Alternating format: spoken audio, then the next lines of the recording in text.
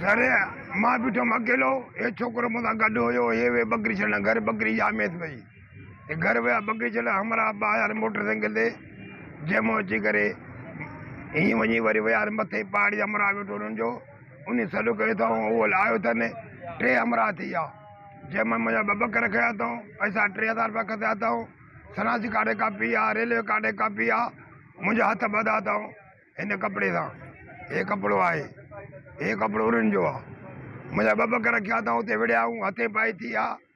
ठीकु ठाक विड़ियाऊं, पोइ पिस्टल मां ते कढियो आहे, पोइ ॿिनि झले करे मुंहिंजा हथ ॿधा अथऊं, पोइ मुंहिंजा 2 बकर खणी आया।